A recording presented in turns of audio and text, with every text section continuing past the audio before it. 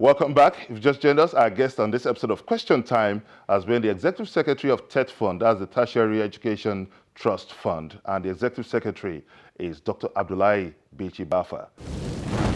You stated that 3 billion naira high-impact research intervention fund is yet to be accessed. What is responsible for this? No, it's being accessed, but we still have close to 1 billion naira idle, yes.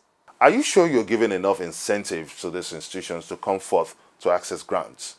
You see, research is a technical activity, and research proposal assessment is also a technical activity. If you're going to be as liberal as perhaps some people will be suggesting, we'll give out this money in one day, and there won't be the desired output. So we set up a committee of emeritus professors, seasoned researchers, very competent with decades of experiences. They sat down and brainstorm and develop the criteria, develop the forms, the application forms, develop all the templates that I needed, develop the assessment criteria, and based on that, the Board of Trustees approved, and we sent to all beneficiary institutions. You see, one of the things that is happening is when you see a proposal sent, sometimes you read a proposal, a research proposal, there is no budget. Or you read a proposal and there is a budget, but there is no connection between the research that is intended to be done and the budget that is attached to it. Or you read a proposal and you start wondering, is it coming from? So these are some of the things. So it's not the volume that matters, but we are also concerned about the quality. It has to be qualitative. It has to be able to be intended to pursue a cutting-edge research that will lead to real innovation, real discovery, real value for our national growth. There have been lots of calls for amendments of the TETFUND Act. What's your position on this? Well, the Americans will say, if it ain't broken, why do you want to fix it? What is wrong with the Act now? How do you explain the huge research deficit in tertiary institutions? But what has that got to do with the Act? What has that got to do with the interventions that we are doing? Well, it's quite surprising that you are saying this because of the myriads of problems confronting our tertiary institution. We have the issue of many people rushing abroad to get a degree abroad.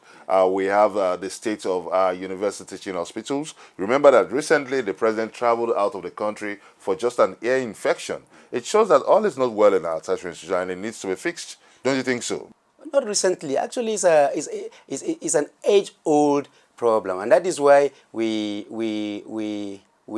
have a number of interventions to support research lately. For example, we have the institutional-based research where we give all beneficiary institutions, universities, polytechnics, colleges of education, fixed amount to support research in those institutions. Not only that, when you do the research, you want an outlet where you are going to publish the research findings. We're also supporting all the beneficiary institutions in respect of publishing of journals. And most of these researches are also leading to writing of books. So many manuscripts are there idle.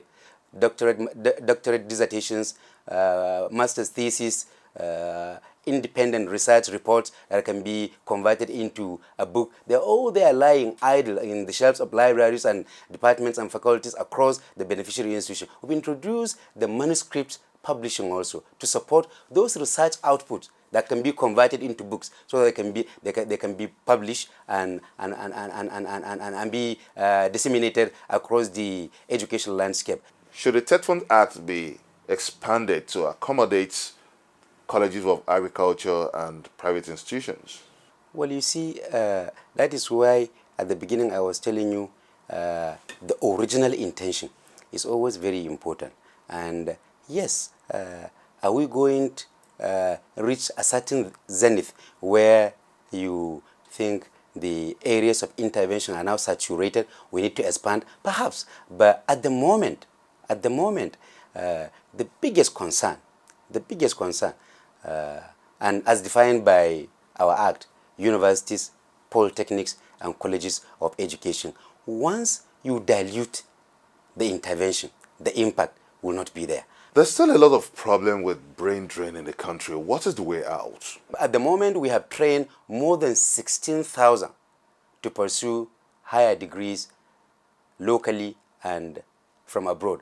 Quite a number of state governments have also developed high-level manpower training, and they're sending brilliant graduates to go and pursue higher degrees, and they're all returning. We have a number of people with higher degrees, masters and PhDs, that are looking for placements in our higher education landscape.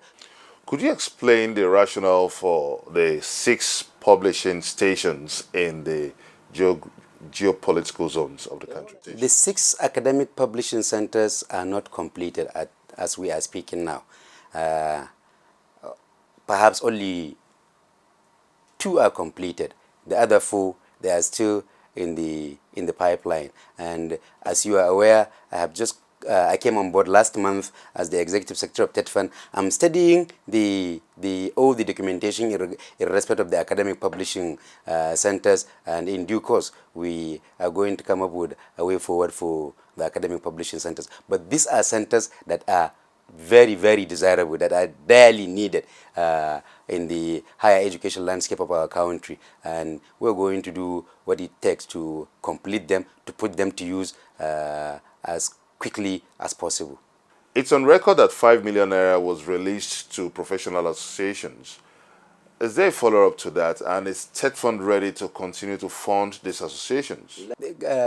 Professional associations that are publishing journals, they are the ones that are enjoying support from TETFUND to allow them to be publishing their journals, and we have not stopped doing that. Before we wind down this conversation, let's look at Nigeria's tertiary institutions and the future generations. How do you think posterity will preserve your role as the executive secretary of TETFUND? Well, beginning with TETFUND, I believe that TETFUND is a success story for Nigeria. It's a success story for tertiary institutions in Nigeria, and it is already a global brand, and we are a model. Ghana came to Nigeria, discussed with TETFUND, and based on our model, they established the GET Fund, Ghana Education Trust Fund, just like our TETFUND.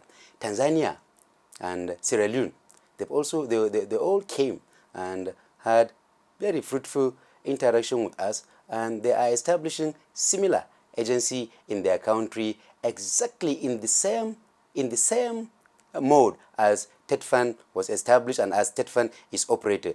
Are you not having an overdance in terms of celebrating just UI meeting up to the 5% benchmark of the most respected institutions in the world? That is just one institution in the country. Should that be a pass mark? Should that be satisfactory? Should that make you happy as the executive secretary of TETFUND? Yes, I'm happy, but I'm not satisfied.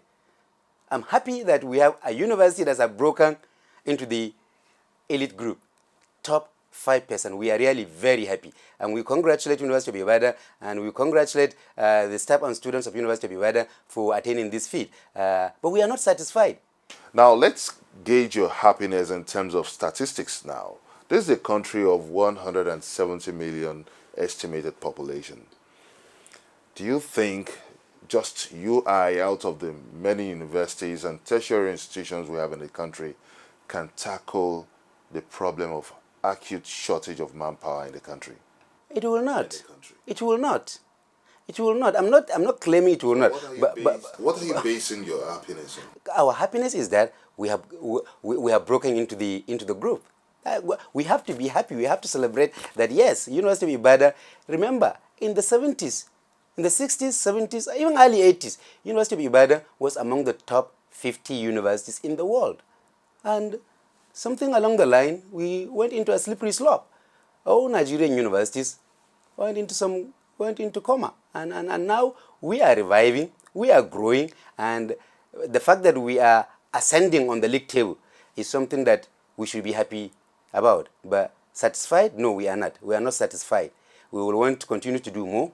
We will want to continue to have more universities among the top, and we will want to continue to be rising and rising and rising. Dr. Dr.Baffa, Executive Secretary, TETFUND, thank you for joining us on this episode of Question Time. Thank you very much, Benga, for having me on the show.